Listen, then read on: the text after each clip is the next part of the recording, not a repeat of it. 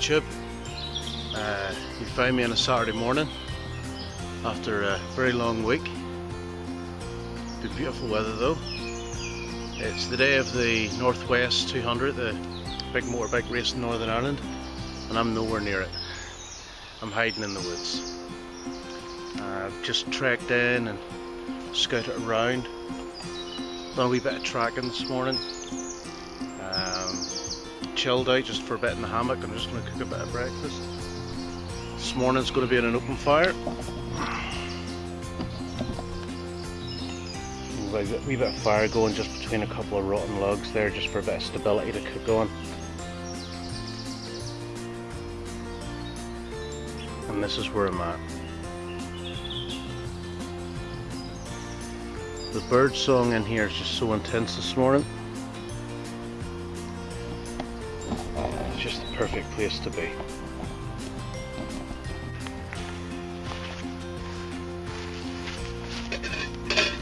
Using the Pathfinder cup.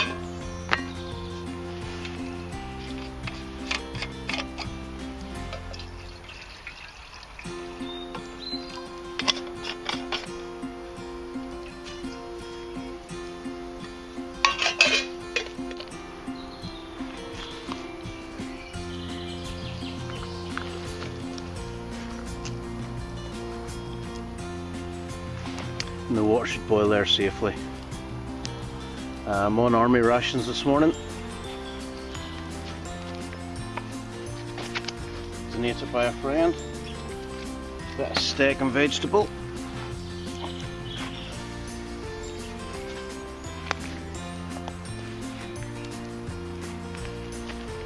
While that's cooking away, I'm just going to take a second and look at my fire kit. Okay, the current fire kit I'm using is this pouch, which I bought from Ryan at Deep River Handcraft. He's on YouTube here.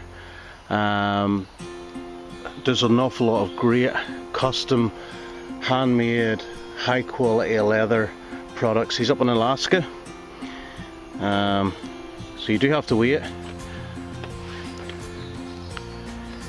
But the little pouch has got plenty of room inside it.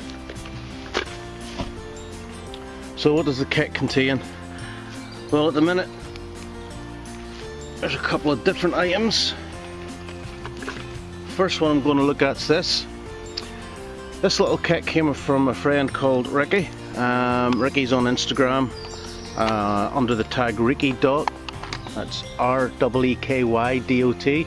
You can work it out for yourself. Little cigar tin. Couple of homemade rubber bands. We all know how well they burn. And this is some material that he found up at his place of work, and it comes in a matte form, and he was able to cut it. If you rub your knife over it, it feathers up really well, and then you can throw a spark from a ferro rod.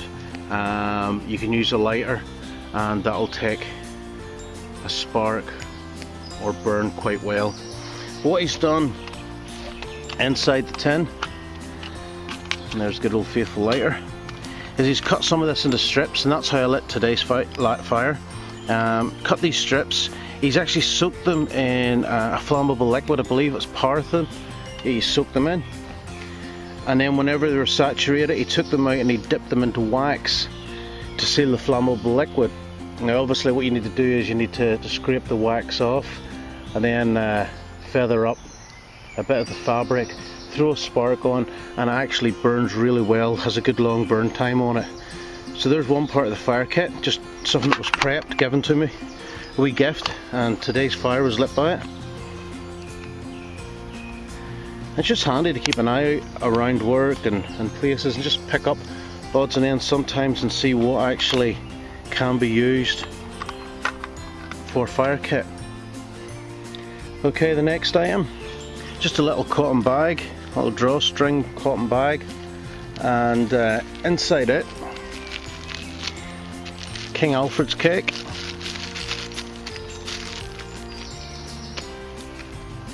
and some paper birch bark, which isn't a native tree, decorative tree, well established in this country, but really easy to harvest. You just go over to the trees and it peels off just like paper, where the name comes from. And it has a high oil content, the same as our own native birch, the silver birch, and this can be seen when it's burning. I'll just give you an example.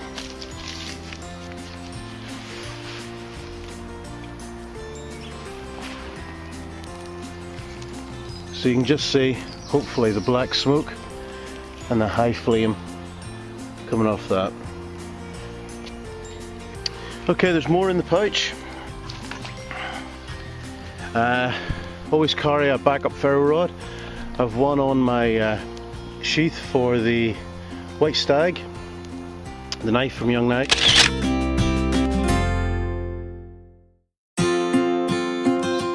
Sandy Young, but this is a backup in the fire kit. Jute twine, not only is it an extra cordage, but can be used as part of your fire kit. And last but not least, the Hudson Bay tobacco tin, and that's what the pack from Ryan up there in Alaska was actually designed around, was carrying this. This is a form of solar ignition, and inside here I have flint, steel, a charred wick, and some more jute twine. So I've got solar, I've got flint and steel, I have a lighter, and I have a ferro rod, all the sources of ignition in this kit. And all that kit fits away neatly.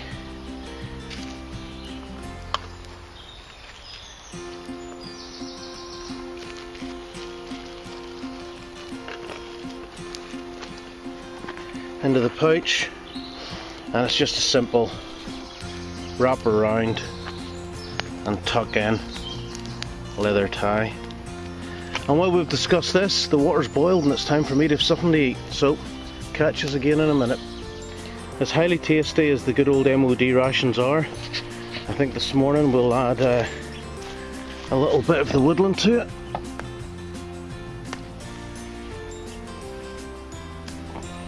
A couple of heads of wild garlic. This was the chopping board that I bought at a local discount store. I got the board, and I got a couple other items, a water bottle and a wooden spoon for all less than £10, and it just adds to your kit in the field.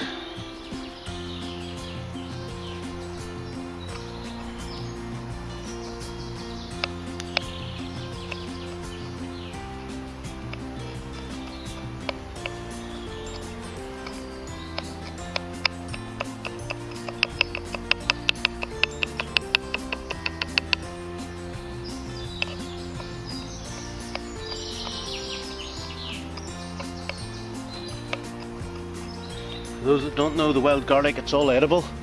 The flower, the stem, the leaves, the root.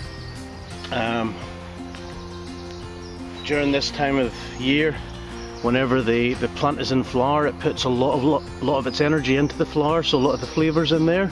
Come autumn time, whenever flowers die off, the plant, rather than waste its energy, draws the energy back down into the root, and then more of the flavours in there. So I'm just going to add a wee bit of wild garlic, just for a bit of flavour, a bit of woodland goodness to my breakfast this morning.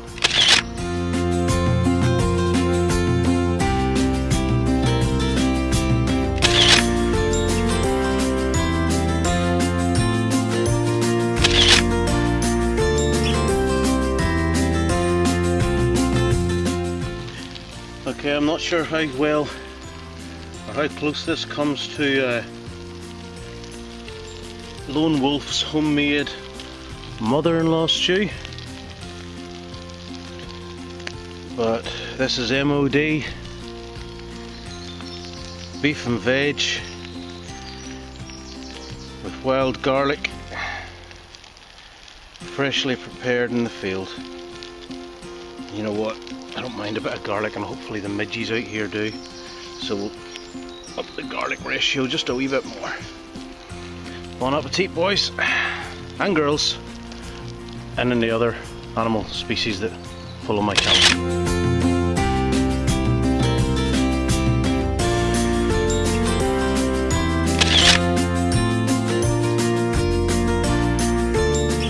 On the way out, but that's okay. It was only there to cook lunch or breakfast, which was really tasty. That's a bit of dessert on the go now.